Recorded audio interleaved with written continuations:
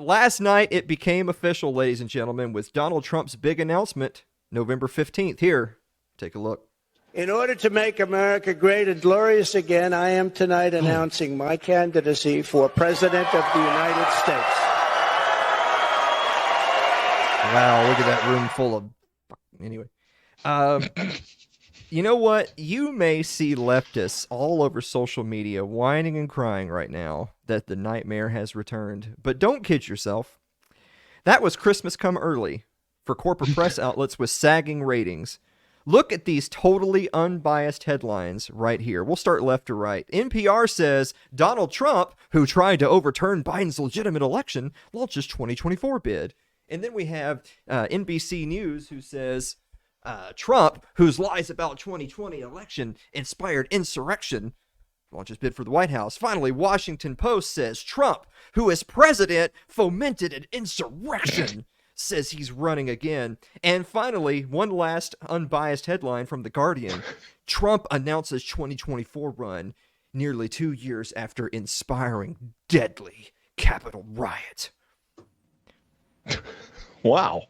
Yeah, right? Those are hot. Those are hot headlines. Yeah, remember what I said about the corporate press back in the monologue? Anyway. Mm-hmm. But you know what? MAGA supporters think third time's a charm. Yeah. But is there any reason for us to believe that Donald Trump has learned anything from his experiences to be a better president? Take a listen right here. But we're going to be asking everyone who sells drugs, gets caught selling drugs, to receive the death penalty for their heinous acts. Because it's the only way. It's the only way. Wow. That's right, ladies and gentlemen. We're going to double down on the drug war. Yay. That's a winning strategy, right? Of course, I doubt he means the death penalty for Pfizer or the CIA. Right. You know what I needed to hear from Trump's big announcement, November 15th?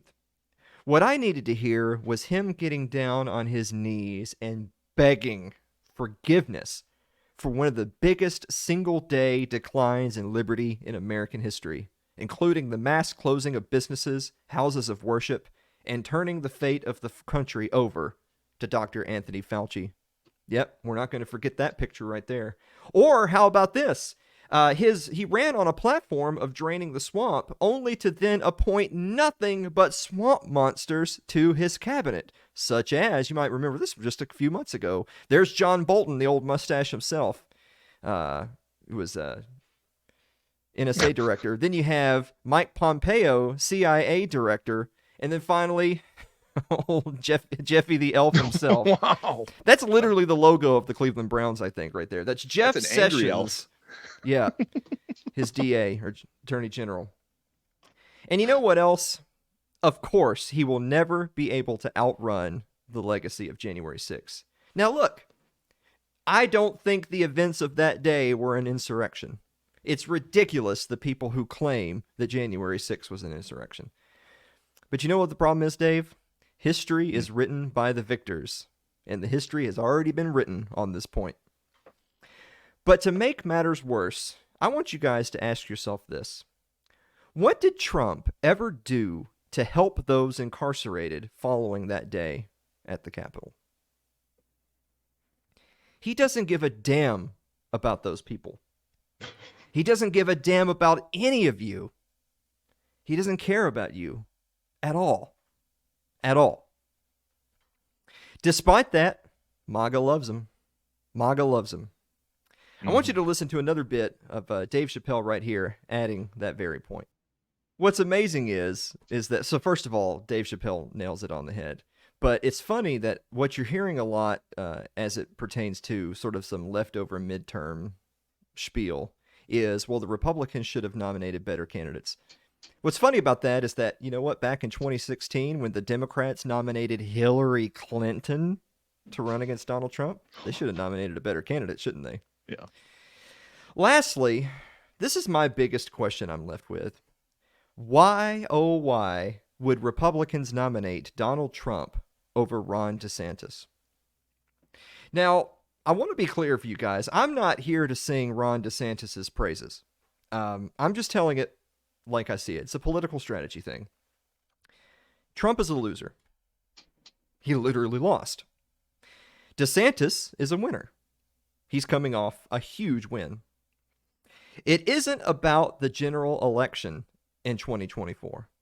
In the same way that it really wasn't like the general election in many of the midterms either. Republicans didn't lose because the Democrats weren't awful. Because they were. Like Fetterman, like Stacey Abrams, like Wow. they were awful. They lost because they nominated awful candidates.